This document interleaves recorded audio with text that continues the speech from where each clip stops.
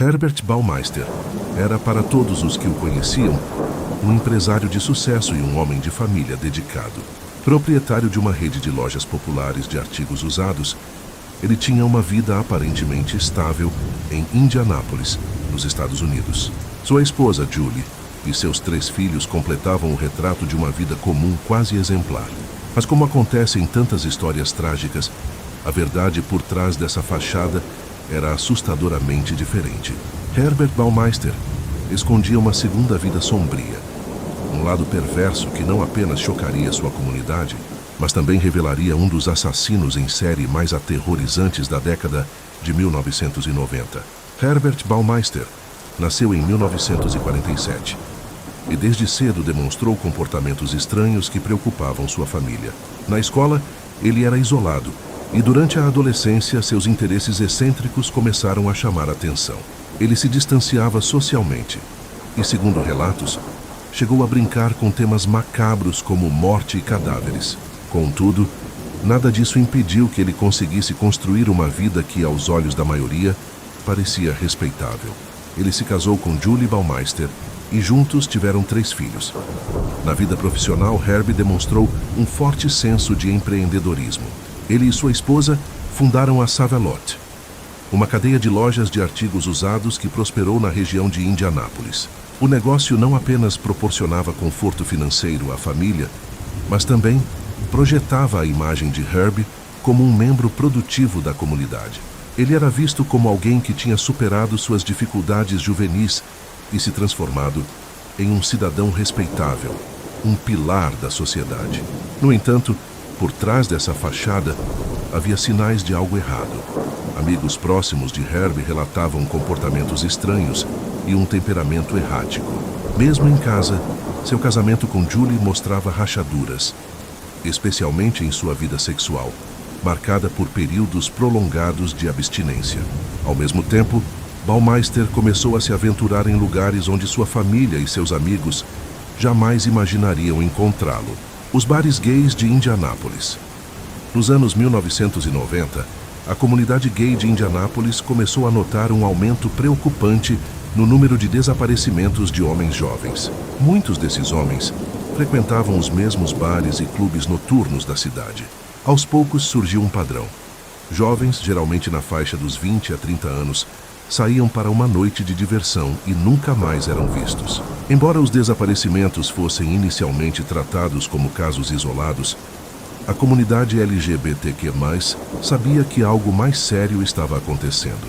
Esses desaparecimentos trouxeram medo e desconfiança para um grupo já marginalizado na época, que não recebia a devida atenção das autoridades. Foi nesse contexto que Herbert Baumeister começou a emergir nas sombras. Ele era um frequentador regular desses bares e parecia especialmente interessado em jovens vulneráveis. Descrito como educado e charmoso, Herbie conseguia facilmente atrair a confiança de suas futuras vítimas. No entanto, o que começava como uma noite de diversão para esses jovens acabava se transformando em um pesadelo fatal. Herbie os convidava para sua propriedade, Fox Hollow Farm, prometendo-lhes um lugar seguro para continuar a festa em privado. O que ninguém sabia era que a fazenda seria o último lugar onde esses homens seriam vistos com vida. A polícia, inicialmente, não conectou os desaparecimentos a uma única pessoa. A comunidade LGBTQ+ estava preocupada, mas a falta de uma investigação centralizada permitiu que Baumeister continuasse com seus crimes sem ser detectado por vários anos. Fox Hollow Farm, a vasta propriedade de Herbert Baumeister, localizada nos arredores de Indianápolis, era isolada e cercada por florestas densas. Para a família Baumeister, a fazenda era uma propriedade ideal para relaxar e escapar do ritmo da cidade. Para Herbert, no entanto, Fox Hollow Farm era o local perfeito para ocultar sua vida secreta e macabra. A fazenda se tornou o cenário dos crimes de Baumeister. Ele atraía jovens homens para o local, onde, após uma noite de bebidas e diversão, suas intenções violentas se revelavam. Dentro da casa, em um ambiente privado, Baumeister envolvia as vítimas em jogos sexuais que rapidamente se transformavam em atos brutais. Ele as estrangulava até a morte, sem deixar sinais imediatos de luta ou suspeita. Em seguida, Ele se desfazia dos corpos, espalhando-os pelos terrenos da fazenda. Foi apenas anos depois, durante as investigações policiais, que a horrível realidade de Fox Hollow Farm veio à tona. Fragmentos de ossos humanos começaram a ser encontrados por toda a propriedade. Mais de 5.000 pedaços de ossos foram descobertos, pertencentes a dezenas de vítimas que haviam sido brutalmente assassinadas. A polícia conseguiu identificar várias vítimas desaparecidas, conectando-as diretamente aos crimes cometidos por Baumeister.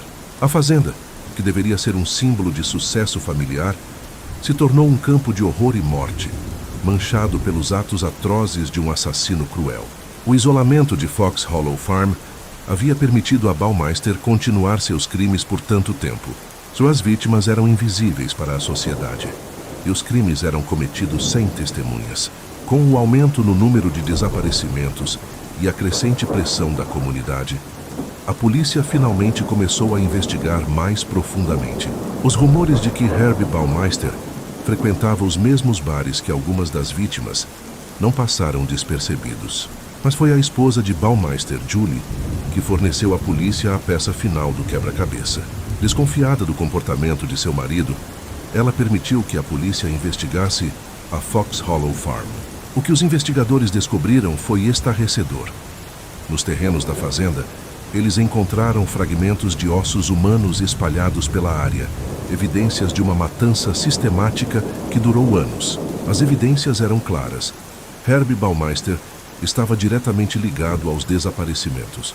A polícia havia finalmente desvendado o mistério, mas Baumeister já havia escapado. Ciente de que estava prestes a ser preso, Baumeister fugiu para o Canadá, tentando evitar o inevitável. Ele sabia que as provas contra ele eram esmagadoras e que suas chances de escapar da justiça eram mínimas. A busca por Baumeister se intensificou, mas o homem que por tanto tempo escondeu sua verdadeira face estava determinado a escapar das consequências. Enquanto a investigação na fazenda revelava mais detalhes perturbadores sobre o número de vítimas e os métodos que ele usava, a busca por Baumeister cruzava fronteiras. A pressão aumentava para capturá-lo e levá-lo à justiça, mas Herb já havia decidido o seu destino. Em junho de 1996, o corpo de Herbert Baumeister foi encontrado em um parque no Canadá. Ele havia cometido suicídio com um tiro na cabeça, encerrando sua própria vida antes de enfrentar as consequências legais de seus crimes. Ao lado de seu corpo, havia uma nota de suicídio na qual ele mencionava problemas financeiros e pessoais. No entanto, em nenhum momento ele confessou ou sequer fez menção aos assassinatos brutais que cometera ao longo dos anos. A morte de Baumeister trouxe uma espécie de fechamento para o caso, mas para as famílias das vítimas, o suicídio deixou muitas perguntas sem resposta. Nunca houve um julgamento, e muitos dos detalhes sobre como e por que ele cometeu os assassinatos foram enterrados com ele. O impacto de seus crimes reverberou por toda a comunidade, especialmente na comunidade gay, que já vivia sob o peso da discriminação. A descoberta dos assassinatos de Baumeister reforçou os medos profundos que muitos sentiam e lançou uma sombra sobre Indianápolis, uma cidade que nunca imaginou abrigar um assassino tão frio e calculista. Mesmo após sua morte, o nome de Herbert Baumeister continuou a assombrar a história criminal dos Estados Unidos. Fox Hollow Farm, agora conhecida por seu passado sombrio, atraiu não apenas investigadores, mas também curiosos e caçadores de fenômenos paranormais. Acredita-se que as almas das vítimas ainda assombrem o local, o que transformou a fazenda em um ponto de interesse macabro.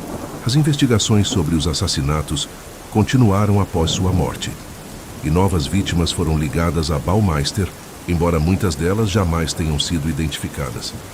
A magnitude dos crimes deixou um impacto duradouro na sociedade, reforçando a necessidade de prestar mais atenção às vozes silenciadas e marginalizadas, como a comunidade LGBTQ+, que sofreu diretamente com a negligência inicial das autoridades. O caso de Baumeister não foi apenas uma tragédia de vidas perdidas, mas também um exemplo perturbador de como alguém pode esconder um lado monstruoso atrás de uma máscara de respeitabilidade. Herb Baumeister se tornou um dos exemplos mais sinistros de um assassino em série que operou por anos sem levantar suspeitas significativas, protegendo-se por meio de sua fachada de empresário de sucesso e homem de família. A tragédia que ele deixou para trás serviu de alerta para que a polícia e a sociedade fossem mais atentas ao comportamento predatório em suas comunidades, independentemente de onde ele possa surgir. A fazenda Fox Hollow permanece como um testemunho macabro de seus crimes, e o nome de Herbert Baumeister será sempre lembrado como um símbolo da face sombria que pode se esconder por trás de aparências enganosas. O caso de Herbert Baumeister nos ensina que muitas vezes o mal pode se esconder onde menos esperamos. A história de um empresário bem-sucedido, que ao mesmo tempo era um assassino em série brutal, nos lembra de que as aparências podem ser enganosas. Por trás de uma vida aparentemente perfeita, havia um homem disposto a cometer atos inimagináveis de crueldade. A tragédia dos assassinatos de Baumeister é um alerta sobre como devemos estar atentos aos sinais, especialmente aqueles que nos parecem insignificantes à primeira vista.